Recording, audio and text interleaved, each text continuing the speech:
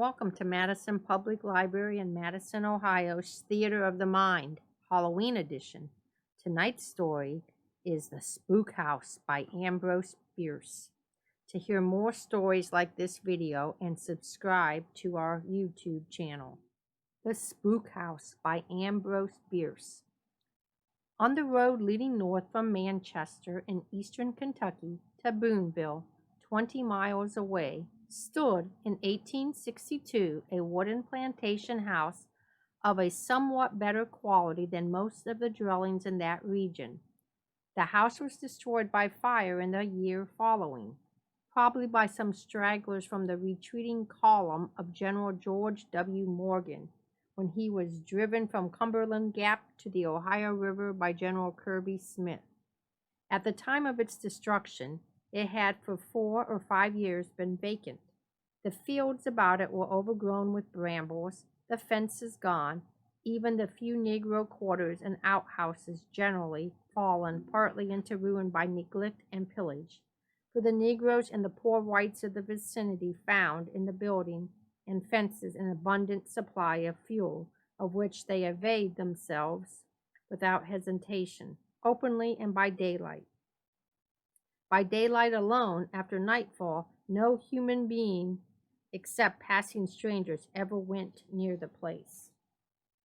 It was known as the Spook House, that it was tenanted by evil spirits, visible, audible, and active. No one in all that region doubted any more than he doubted what he was told of Sundays by the traveling preacher. Its owner's opinion of the matter was unknown. He and his family had disappeared one night, and no trace of them had ever been found. They left everything: household goods, clothing, provisions, the horses in the stables, the cows in the field, the Negroes in the quarters, all as it stood. Nothing was missing except a man, a woman, 3 girls, a boy, and a babe. It was not altogether surprising that a plantation where 7 human beings could be simultaneously effaced and nobody the wiser should be under some suspicion.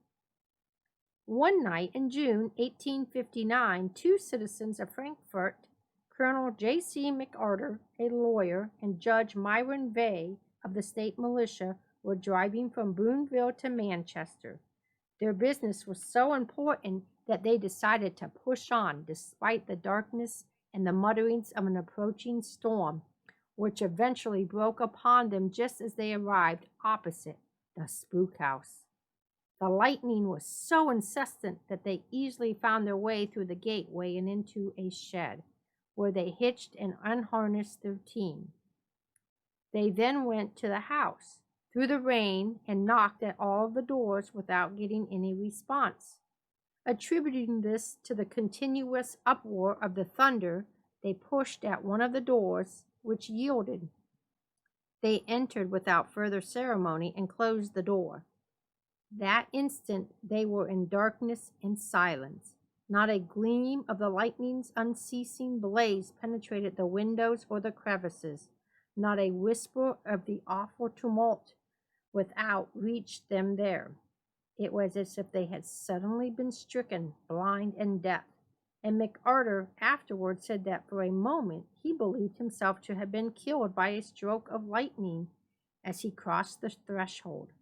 The rest of this adventure can as well be related in his own words from the Frankfort Advocate of August 6, 1876.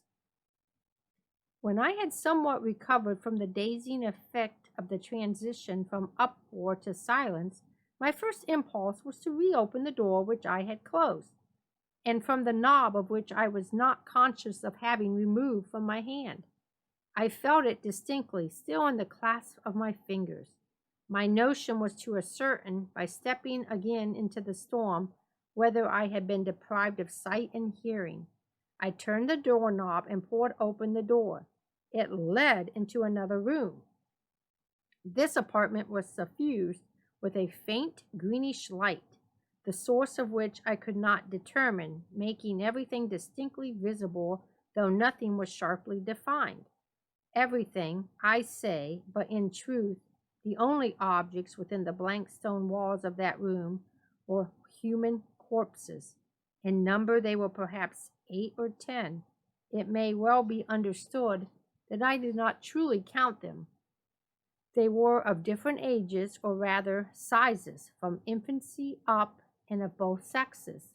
All were prostrate on the floor excepting one, apparently a young woman who sat up, her back supported by an angle of the wall. A babe was clasped in the arms of another and older woman. A half-grown lad lay face downward across the legs of a full bearded man. One or two were nearly naked, and the hand of a young girl held the fragment of a gown which she had torn open at the breast. The bodies were in various stages of decay, all greatly shrunken in face and figure. Some were little more than skeletons. While I stood stupefied with horror by this ghastly spectacle, and still holding open the door, by some unaccountable perversity, my attention was diverted from the shocking scene, and concerned itself within trifles and details. Perhaps my mind, with an instinct of self-preservation, sought relief in matters which would relax its dangerous tension. Among other things, I observed that the door that I was holding open was of heavy iron plates, riveted, equal distance from one another, and from the top and bottom, 3 strong bolts protruded from the beveled edge. I turned the knob, and they were retracted flush with the edge, released it, and they shot out. It was a spring lock. On the inside, there was no knob, nor any kind of projection, a smooth surface of iron. While noting these things with an interest and attention which it now astonishes me to recall, I felt myself thrust aside as Judge Vey, whom, in the intensity and vicissitudes of my feelings, I had altogether forgotten, pushed by me into the room. "For God's sakes," I cried, "do not go in there. Let us get out of this dreadful place." He gave no heed to my entreaties, but, as fearless a gentleman as lived in all the South, walked quickly to the center of the room and knelt beside one of the bodies for a closer examination, and tenderly raised its blackened and shriveled head in his hands. A strong, disagreeable odor came through the doorway, completely overpowering me. My senses reeled. I felt myself falling, and in clutching at the edge of the door for support, pushed it shut with a sharp click. I remember no more. 6 weeks later, I recovered my reason in a hotel at Manchester.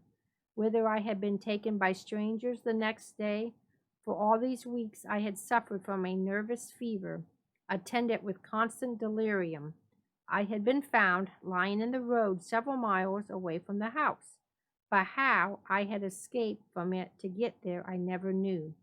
On recovery, or as soon as my physicians permitted me to talk, I inquired the fate of Judge Vey, whom, to quiet me as I now know, they represented as well and at home.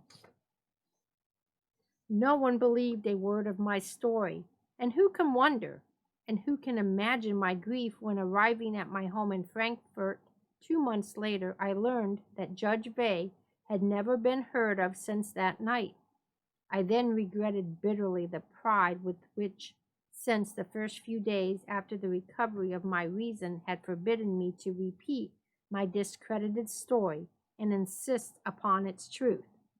With all that afterward occurred, the examination of the house, the failure to find any room corresponding to that which I have described, the attempt to have me adjudged insane, and my triumph over my accusers, the readers of the Advocate are familiar.